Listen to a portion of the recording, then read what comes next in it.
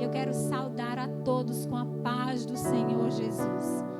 Sejam mais uma vez muito bem-vindos. Amém? E eu quero compartilhar com você um trecho da palavra de Deus que se encontra no livro de João, no capítulo 16, a leitura bíblica de hoje, a partir do verso 16 até o verso 33. Mas eu vou iniciar a partir do verso 17. Então vejam só, leitura bíblica de hoje, Jesus trata as nossas emoções. Jesus ali tratou das emoções dos discípulos, amém? Pelo menos é assim que a minha Bíblia está intitulada. Diz assim: a tristeza dos discípulos será transformada em alegria. Os discípulos estavam tristes, os discípulos estavam cabisbaixos, os discípulos estavam ansiosos, estavam sem entender direito. Eles eram como que ignorantes a tudo que estava para acontecer. E eles estavam tristes por tudo que já estava acontecendo. Jesus, com clareza, estava falando para eles que iria partir. Estava chegando o momento da sua partida, da sua ida. E por mais que os discípulos eles não entendessem de forma completa, de forma 100%, mas eles já tinham começado a entender que o mestre não ficaria com eles mais, que o mestre se afastaria, que o mestre iria partir. E sobreveio ali uma tristeza sobre os discípulos, o qual emocionalmente eles começaram a ficar abalados. E Jesus ali começou a falar com seus discípulos e começou ali a tratar das emoções daqueles discípulos. E assim, eu repito, como ele tratou das emoções daqueles discípulos, daqueles seguidores seus, há mais de 2000 anos atrás, Jesus continuou o mesmo. E ele também deseja tratar das suas emoções, daquele medo que você não tem falado para ninguém, como Jardel ainda há pouco cantou aqui, né? Declarou, profetizou, orou em relação ao medo para que pessoas fossem livres e libertas, daquela sensação de angústia, da sensação de perda, né? Da sensação assim excessiva, que às vezes deixa você tão ansiosa, deixa você tão aflita, deixa você tão insegura em relação ao futuro. Como as nossas emoções muitas vezes brincam conosco, nos tirando do controle, não é verdade? Como as nossas emoções muitas vezes elas pregam peças em nós, nos fazendo sair ali do prumo, perdendo muitas vezes, né, o limite. E a gente agindo de forma que nós não pensamos, não imaginamos, né? Não planejamos agir. Os discípulos estavam ali afetados emocionalmente. E Jesus chegou para falar com os discípulos. E no verso 17 diz assim, acompanhe comigo, capítulo 16, versículo 17, diz assim: alguns dos discípulos disseram uns aos outros: o que ele quer dizer com isso? Mais um pouco e não me verão, e um pouco mais e me verão de novo. E porque vou para o Pai? Os discípulos perguntavam entre si. Verso 18 diz: e perguntavam: que quer dizer um pouco mais? Não entendemos o que ele está dizendo. Jesus percebeu que desejavam interrogá-lo a respeito disso, pelo que ele disse: vocês estão perguntando uns aos outros o que eu quis dizer vocês estão perguntando uns aos outros o que eu quis dizer quando falei, mais um pouco e não me verão, um pouco mais e me verão de novo? Digo que certamente vocês chorarão e lamentarão, mas o mundo se alegrará. Vocês se entristecerão, mas a tristeza de vocês se transformará em alegria. Até aqui por enquanto, tá certo? Então, como eu lhe falei, Jesus havia percebido que os discípulos não estavam bem. Jesus, como Deus, ele tem um atributo que se chama onisciência. E por mais que muitas vezes a gente tente realmente demonstrar que nós estamos bem, muitas vezes só quem sabe somos nós mesmos, né? A pessoa muitas vezes pergunta, está tudo bem? E nós respondemos, está tudo bem. Igual ali aquela viúva, né? Que o filho estava morto e o servo do profeta chegou para ela e disse, está tudo bem? Ela disse, está tudo bem, porque ela tinha um objetivo, chegar ali na presença do profeta e ser abençoada por Deus a fim de que o seu filho ressuscitasse. Então ela não queria perder tempo. E muitas vezes nós não queremos perder tempo com aquilo que está dentro da gente, com a tristeza, com a amargura, com as doenças emocionais. E a gente pensa, né, que isso naquele momento é uma coisa pequena, não vai provocar, não está promovendo ainda tanta dor, né? Tanta, vamos dizer assim, eu não estou pensando na consequência, eu não estou achando que vai haver uma consequência, e muitas vezes vai haver uma consequência sim, e Jesus está querendo tratar, e muitas vezes somos nós que não deixamos Ele tratar. E ali os discípulos estavam ali, né, naquela conversa entre si. E era uma conversa baixinho, para que Jesus não escutasse, para que o mestre não escutasse. Muitas vezes nós estamos assim, né? Nós não conversamos, não chegamos nem a conversar um com o outro. A gente fica sozinho, nós com nós mesmos, né? Nós com as nossas emoções, nós com as nossas almas. Nem para a pessoa que está mais próxima da gente, a gente fala, a gente se abre, mas a gente sabe que a gente está com as emoções, nós estamos muitas vezes com as emoções abaladas. E tratar da emoção é algo muito sério, tá certo? Mais uma vez eu quero te dizer que Jesus, Ele se preocupa com o teu estado. Jesus, Ele se preocupa como você está. Emoções são agitações de sentimentos. Emoções são abalos afetivos ou moral. Você pode, através aí de suas emoções, estar abalado afetivamente ou moralmente. Talvez alguém fez algo com você que deixou você abalado moralmente, e isso afetou as tuas emoções. Isso lhe desestruturou em suas emoções, e você talvez até fez algo que você não queria fazer. Emoções significa turbação, comoção. Quantas vezes por causa de nossas emoções nós não ficamos comovidos, não é assim? Às vezes até em ver algo, em assistir algo, as nossas emoções nós sentimos, nós ficamos, né, comovidos. E você pode estar assim, agitado em seus sentimentos. Você pode estar se sentindo assim, abalado afetivamente. E por esse abalo afetivo, né, você se desestrutura. Você não parece nem com você.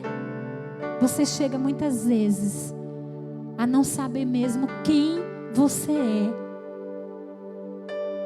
Por esse abalo, muitas vezes essa turbação, esse turbilhão de sentimentos aí, causando um verdadeiro terremoto em suas emoções. Os discípulos conversavam uns com os outros, de forma baixa, a fim de que o mestre não ouvisse, mas eu quero te dizer que o mestre ouviu.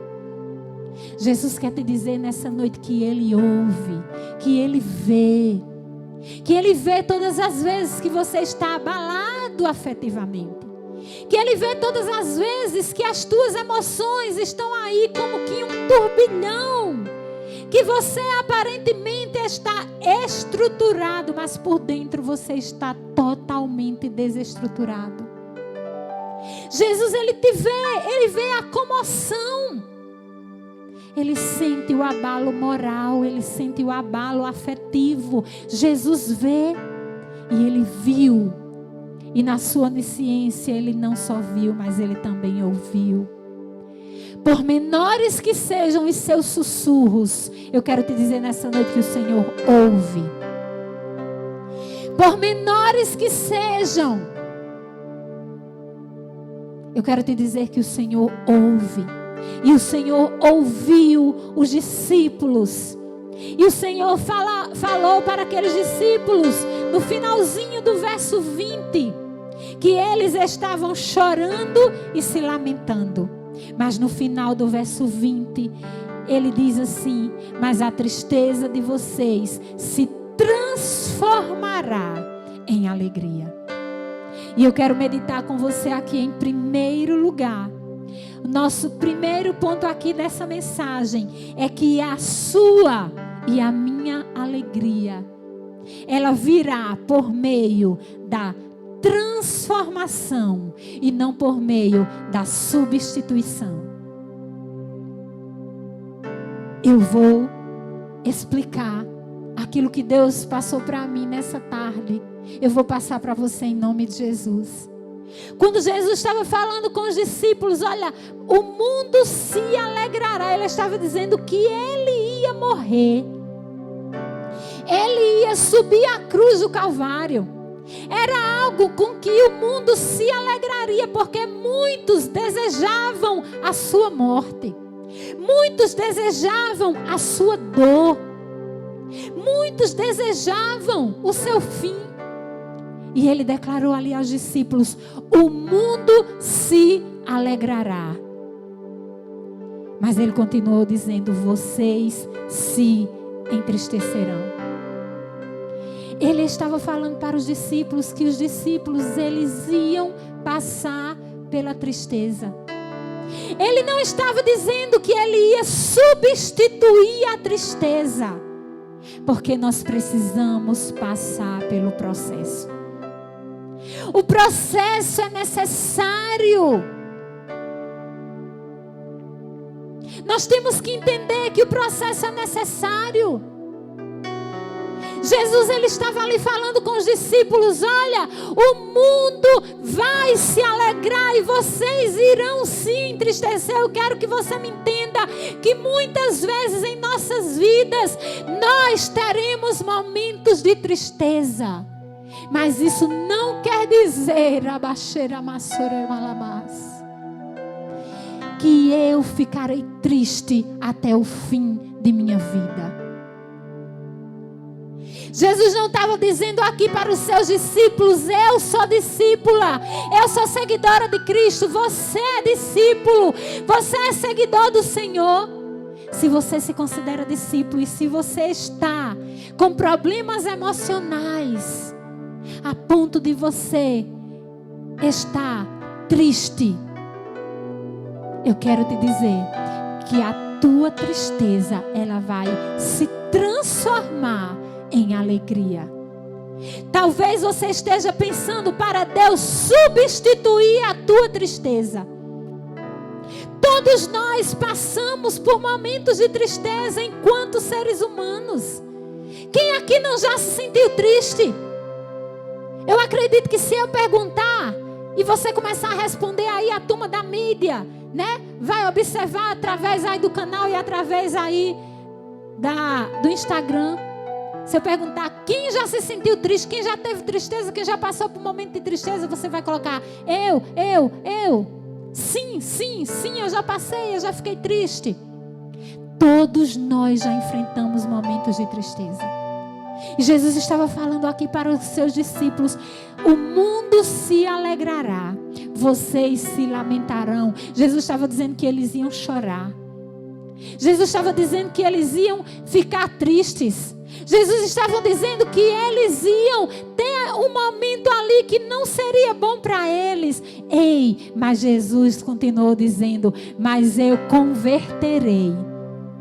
Tem tradução que diz: eu converterei. Na minha diz: eu transformarei a vossa tristeza. Se você pode glorificar o nome do Senhor, você glorifique, levante as mãos aí para o céu e dê um aleluia ao Senhor, porque a tua tristeza se transformará em alegria.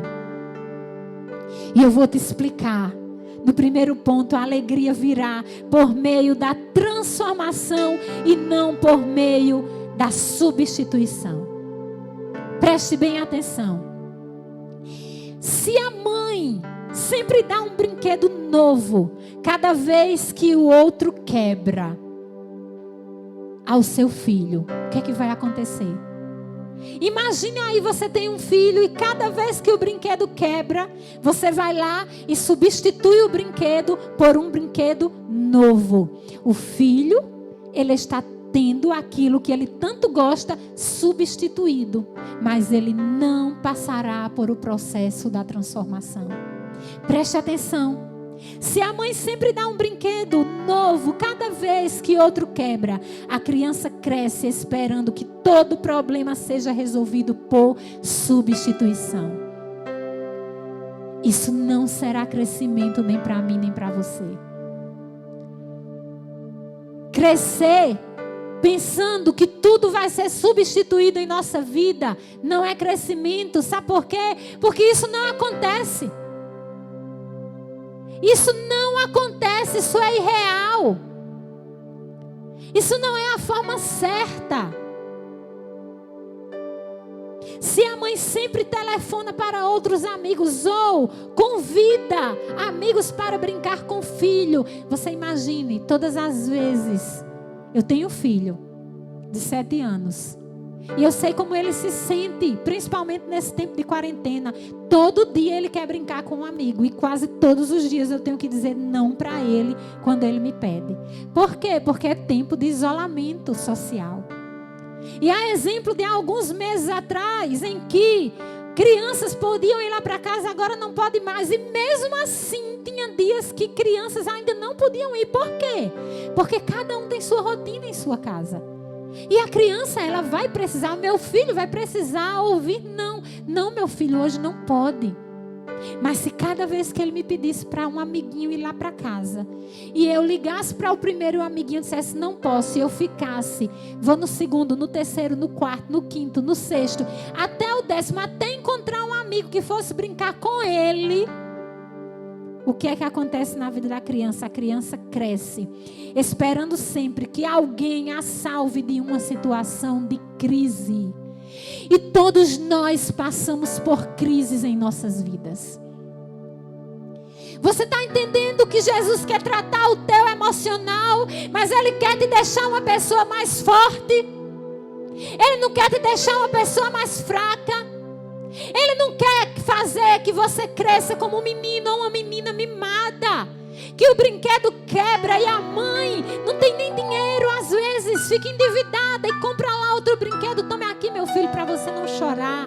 Não, na vida existirá momentos de choro, na vida existirá momentos de dor, na vida existirá momentos de sofrimento. Está aqui Jardel, que cantou ainda há pouco, que para a esposa dele gerar 2 filhos e esses 2 filhos nascerem, ele perdeu a primeira filha.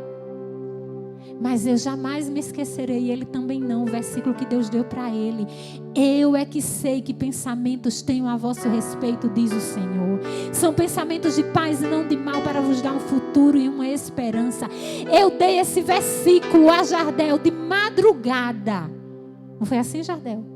Na porta da minha casa, lá na casa pastoral, antes de Jardel ir a Currais Novos, visitar a esposa e trazer o corpo da filha para enterrar em Carnaúba dos Dantas. Ei, mas ele hoje tem a tristeza dele transformada em alegria. No lugar da vergonha, o Senhor deu dupla honra para ele. E ele tem 2. E ultimamente ele está me dizendo que está aperreado, que não sabe o que fazer, porque os 2 estão botando a casa dele de cabeça para baixo. É porque o menino ainda é um bebê de 1 mês de idade. Você está entendendo? Você está compreendendo que Jesus, Ele quer tratar, mas Ele quer tratar de verdade as tuas emoções, como um pai trata um filho. Ei, você é filho, eu sou filha.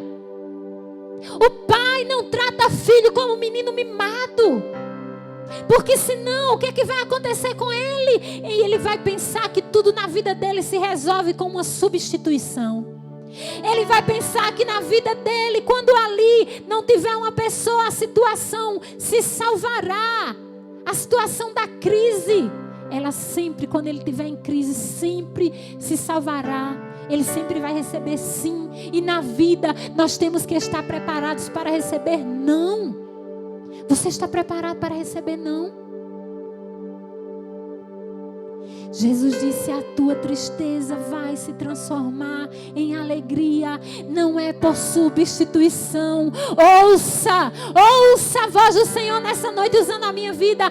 Não é por substituição, é por transformação. Quando o processo acontece, ele talvez esteja acontecendo agora.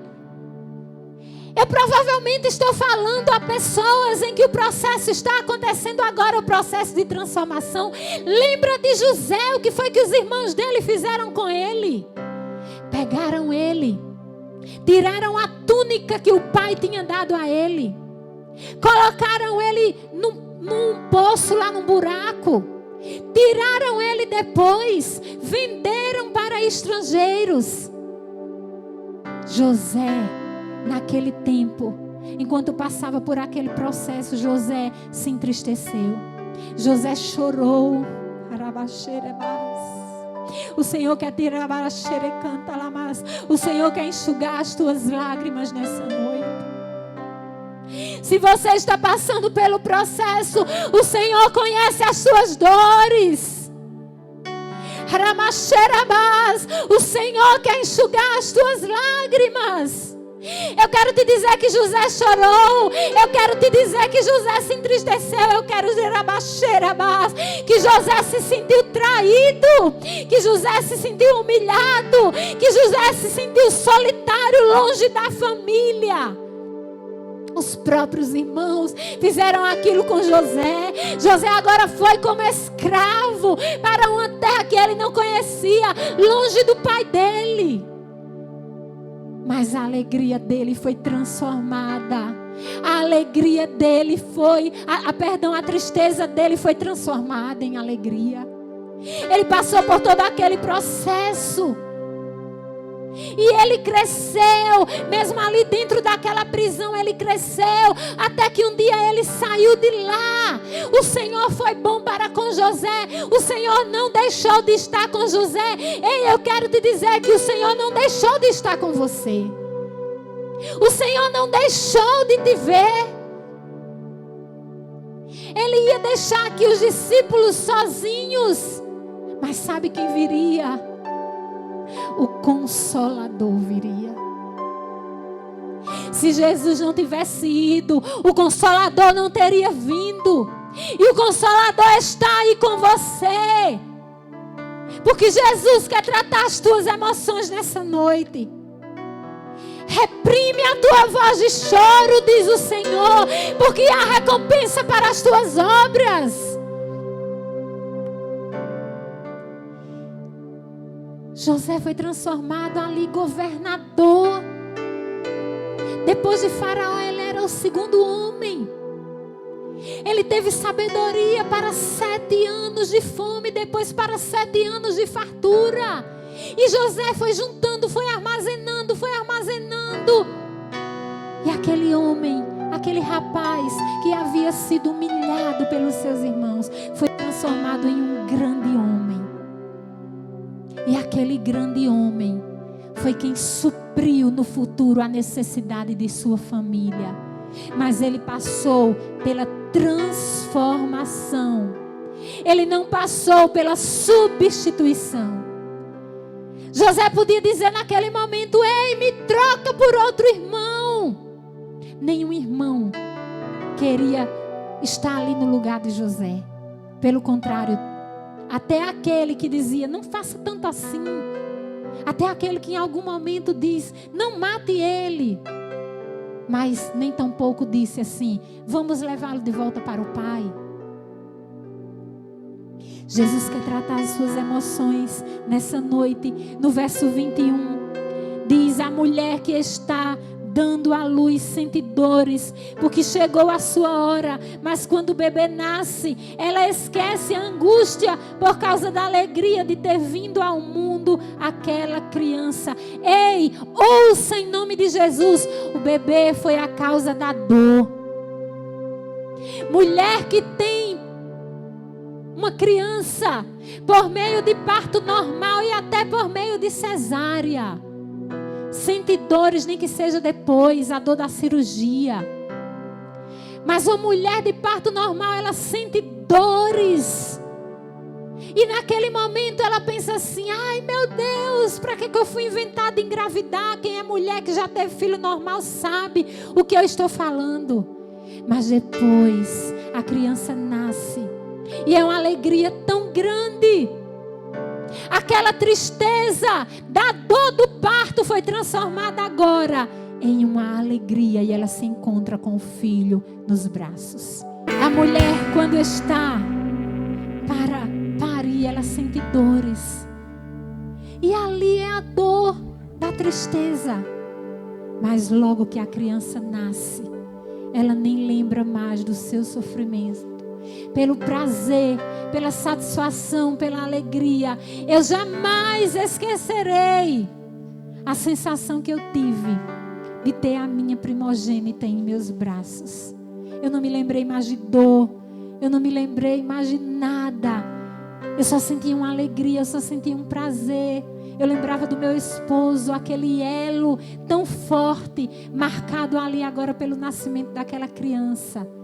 E você não se lembra, porque a tristeza se transformou em alegria. Deus tratando as nossas emoções. Você está compreendendo? Que Jesus trata as nossas emoções, a alegria virá por meio da transformação e não por meio da substituição. Não há substituição para aquela dor do parto. A mulher está lá sentindo dor e diz: ai, eu pedia demais, faço uma cesárea, eu não aguento mais. É assim que todas geralmente pedem. E o médico: não, está ocorrendo tudo bem, está tudo normal, você vai ter a criança. E a gente pedindo 1001 coisa. Daqui a pouco a criança nasce. E nós não substituímos aquele parto normal, porque não foi necessário. E nós passamos a ter a alegria daquela criança em nossos braços. Foi isso que Jesus estava falando para os discípulos. Versículo 22. Vamos continuar, ele diz: assim acontece com vocês. Agora é hora de tristeza para vocês, mas eu os verei outra vez. E vocês se alegrarão e ninguém tirará essa alegria de vocês. Ei, a alegria que Deus vai transformar. Esse período de tristeza, ninguém vai tirar de você a alegria. Você crê nisso? Como eu creio. Porque eu já tive prova de várias coisas em minha vida. Verso 23. Naquele dia vocês não me perguntarão mais nada. Eu asseguro que meu Pai dará a vocês tudo o que pedirem em meu nome. Verso 24. Até agora vocês não pediram nada em meu nome. Peçam e receberão, para que a alegria de vocês seja completa. Embora eu tenha falado por meio de figuras, vem a hora em que não usarei mais esse tipo de linguagem, mas falarei abertamente a respeito de meu Pai. Nesse dia, vocês pedirão em meu nome. Não digo que pedirei ao Pai em favor de vocês, pois o próprio Pai os ama, porquanto vocês me amaram e creram que eu vim de Deus. Jesus está falando aqui para os discípulos que agora não havia mais necessidade dele pedir, dele orar a Deus. Apesar de que a Bíblia fala que Jesus é o nosso intercessor. Ele é o único que intercede, né? Ele é o nosso intercessor. Mas nós temos o que Jesus estava querendo ali explicar aos discípulos. Era que eles teriam ali o poder de orarem ao Pai em nome de Jesus. E esse é o segundo tópico dessa mensagem. Você tem uma promessa para crer. E sabe qual é essa promessa? A oração. Era essa promessa que Jesus estava aqui dando aos discípulos. Era essa promessa que Jesus estava aqui fazendo aos discípulos. Do versículo 23 ao versículo 28, ele está falando sobre oração. Ele está dizendo: olha, ore. Verso 28 ele diz: eu vim do Pai Pai, entrei no mundo, agora deixo o mundo e volto para o Pai. Mas Jesus estava dizendo: vocês agora passarão a orar em meu nome. Eu quero despertar você. Jesus quer curar você emocionalmente. Essa é a palavra. Jesus quer tratar as suas emoções. E Ele te diz nessa noite: ora em nome de Jesus. Se você tem orado em nome de Jesus, primeiro, Deus já te disse, Deus já falou que a tristeza se transformará em alegria. E depois devemos exercer, devemos ter como uma prática. Jesus estava dizendo ali aos discípulos: olha, vocês precisam praticar a oração. Você lembra quando Jesus foi lá no Getsemane? Jesus estava profundamente angustiado. E Jesus convidou os discípulos para orar com Ele. E quando Jesus chegou, como era que os discípulos estavam? Dormindo. Jesus foi mais uma vez orar. Jesus voltou e como era que os discípulos estavam? Dormindo. Ei, mas ia chegar a hora que Jesus ia. E os discípulos não teriam mais Jesus ali, perto deles, para orar e ficar intercedendo por eles. Jesus ia, mas agora os discípulos ficariam. E Jesus estava dizendo: vocês precisam exercer a prática da oração em meu nome. Não é em nome de José, não é em nome de Tiago, não é em nome de Pedro, não é em nome de João, não é em nome de Maria, não é em nome de Meire, é em nome de Jesus. Para sermos tratados em nossas emoções. Muitas vezes você pensa que é tomar um antidepressivo. Muitas vezes você pensa que é fazer um chá de camomila bem forte. Não tenho nada contra antidepressivos, porque existem situações que devem tomar sim. Não tenho nada contra chá de camomila, inclusive tomo. Mas nossas emoções, elas precisam ser tratadas também. Sabe como? Pena que eu não posso fazer aqui, senão você não me vê. Precisamos nos ajoelhar. Precisamos rasgar o nosso coração na presença do Senhor. Pegar o nosso coração, que ainda há pouco eu fiz uma oração colocando pela fé a mão aqui, no lugar que está posicionado provavelmente o coração, e rasgar. Ana, quando ela entrou no templo, ela estava abalada emocionalmente, porque ela era estéril. Ela não tinha filhos e ela ainda tinha uma penina que fazia chacota dela todos os dias. E um dia, anualmente, ela subia a Jerusalém, junto com a família, junto com o esposo a qual ela amava. Mas teve um ano que ela subiu a Jerusalém de forma diferente.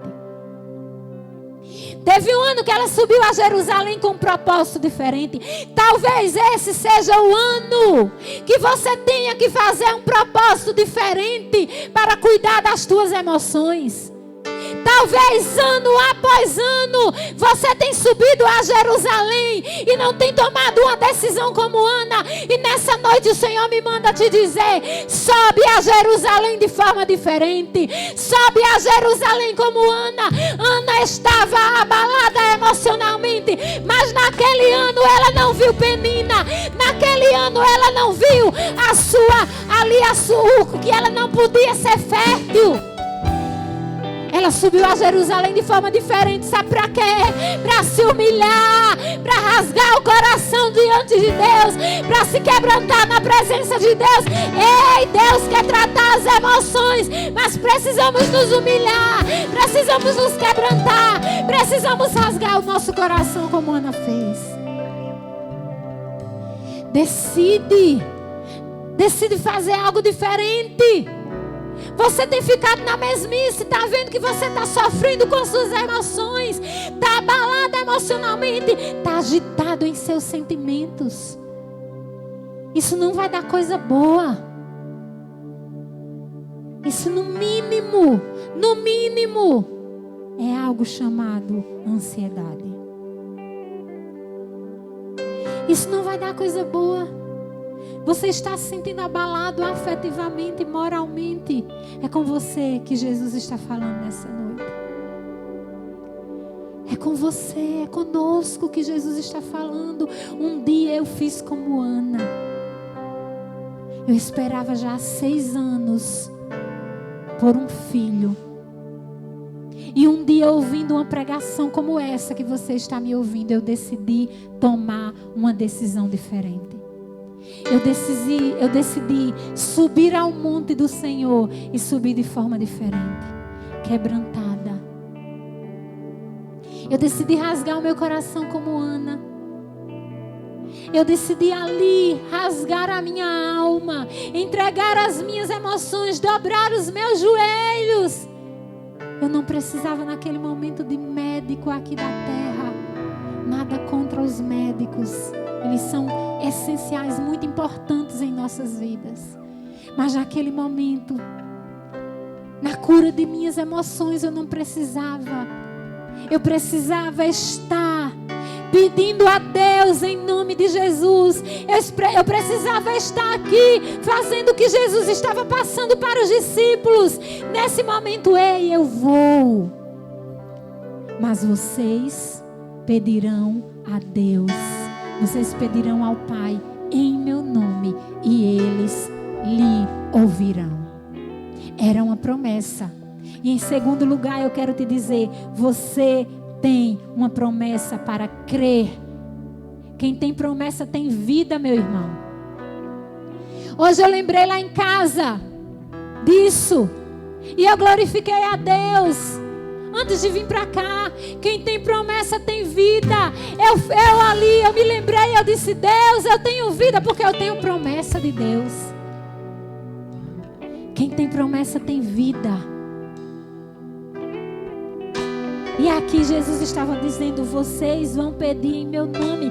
Peçam e receberão para que a alegria de vocês seja completa. Continuando, verso 29. Então os discípulos de Jesus disseram, agora estás falando claramente e não por figuras. Agora podemos perceber que sabes todas as coisas e nem precisa que te façam perguntas. Por isso cremos que vieste de Deus. Verso 31. Respondeu-lhe Jesus, agora vocês creem? Aproxima-se a hora e já chegou, quando vocês serão espalhados, cada um para a sua casa. Vocês me deixaram sozinho, mas eu não estou sozinho, pois meu Pai está comigo. Ainda que você sinta, pense que você está sozinho. Naquele tempo Jesus, ele ficaria realmente sozinho. Os discípulos os deixariam com medo. Eles se espalhariam. O próprio Pedro negou a Jesus 3 vezes. Os discípulos se espantaram com todo aquele acontecimento. Na entrega ali de Jesus, na sua crucificação. Mas eu quero te dizer que Hebreus 13:5 diz que de maneira nenhuma o Senhor nos deixa. Jamais Ele nos desampara. Ei, Jesus pode ter ficado até sozinho, mas Ele foi. E Ele nos deixou esse privilégio. Nós não estamos sozinhos. A Bíblia diz que de maneira nenhuma o Senhor nos deixa. Jamais Ele nos desampara.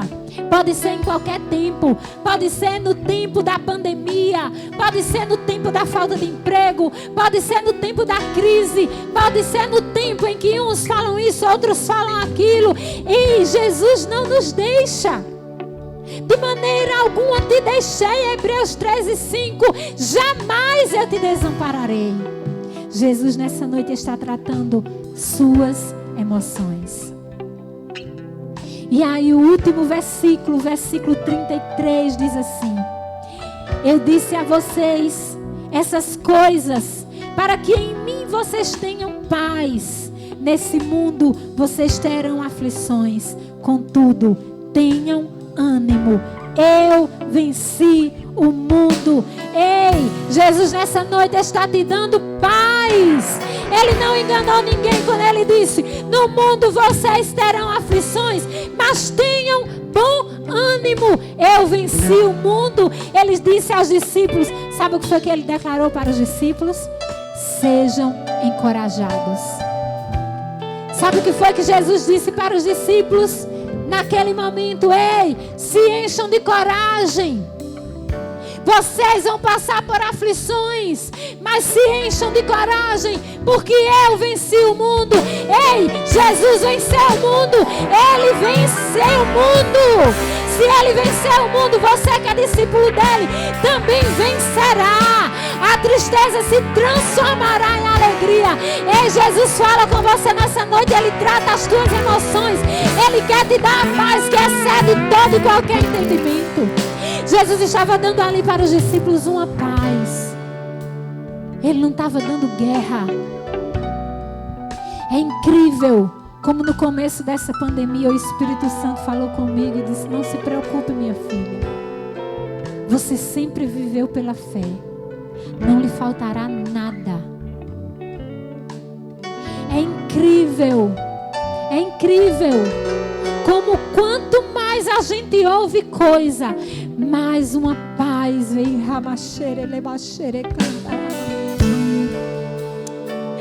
Isso não vem de nós mesmos.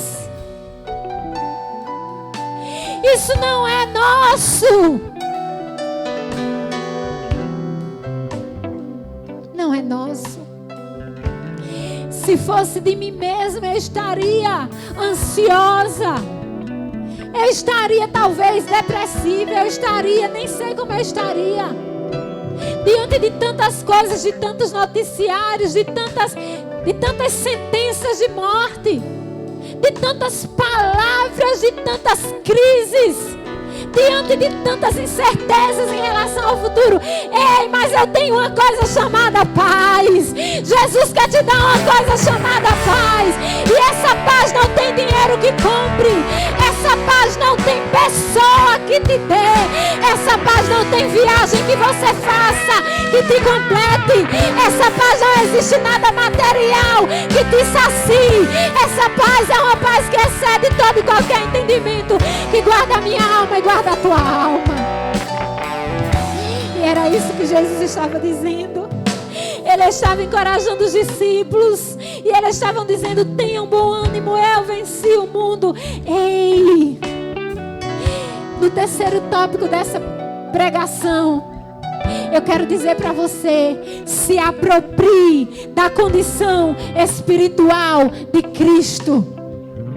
Eu quero dizer para você: nos apropriemos dessa condição espiritual de Cristo. Ei, Jesus trata as nossas emoções nessa noite. E Ele me diz, e Ele te diz: nos apropriemos dessa condição espiritual. Qual condição espiritual? Tenham bom ânimo, eu venci o mundo. Essa foi a condição espiritual. Ele venceu, eu vencerei também. Condição espiritual. Vá lá para Filipenses capítulo 4. Aleluia, aleluia, aleluia. Glória a Deus. Exaltado seja o nome do Senhor. Grande é o Senhor e muito digno de ser louvado. Na cidade do nosso Deus, o seu santo monte, Ele é a alegria de toda a terra. Filipenses 4:4, assim diz o Senhor, porque eu estou falando a palavra do Senhor aqui para você. Não é a minha palavra, é a palavra de Deus. Assim diz o Senhor. Filipenses 4:4, alegrem-se sempre no Senhor. Novamente direi, alegrem-se. Seja a amabilidade de vocês conhecida por todos. Perto está o Senhor. Diga as suas emoções: o Senhor está perto. Diga as suas emoções. Diga para você mesmo: deixa suas emoções se controlarem. Ei, não seja abalado. Não fique abalado. Deus não quer você abalado emocionalmente.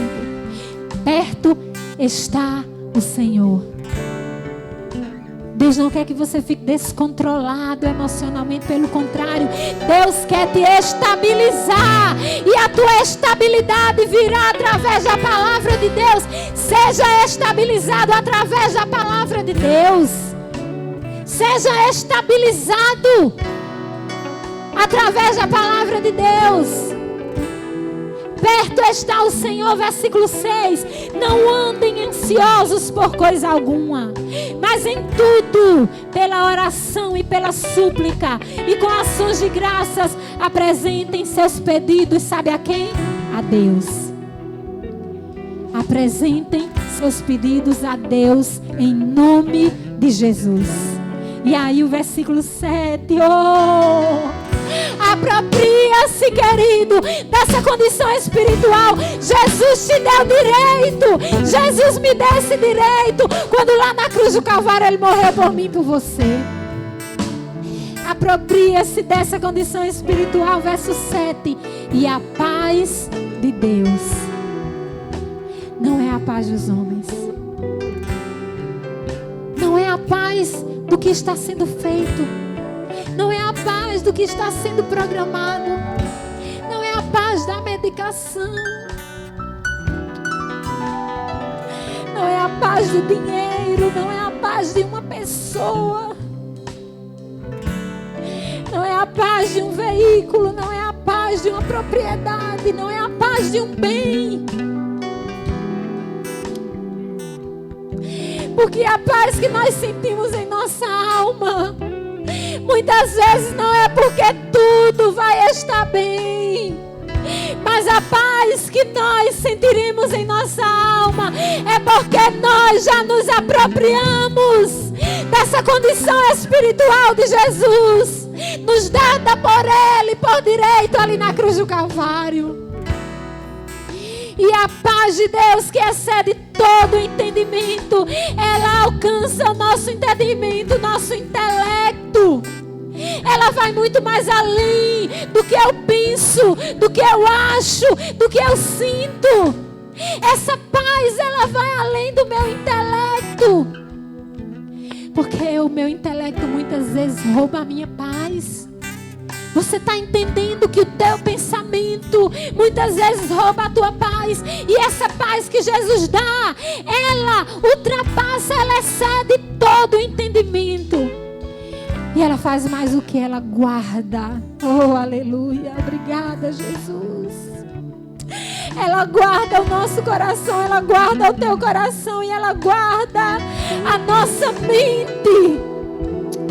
Que coisa gloriosa! Será que você pode entender que Jesus quer tratar as suas emoções nessa noite? Será que você pode se apropriar dessa paz?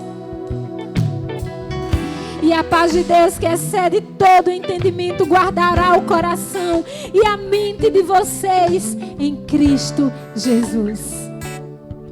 Só Cristo Jesus guarda o nosso coração, a nossa mente, as nossas emoções. Esse turbilhão de sentimentos que muitas vezes fica aqui brigando dentro de nós. Ei, Cristo te dá a paz que o homem não te dá. Cristo te dá a paz. Jesus trata as tuas emoções nessa noite. É isso que Deus tem para mim, tem para você nessa noite.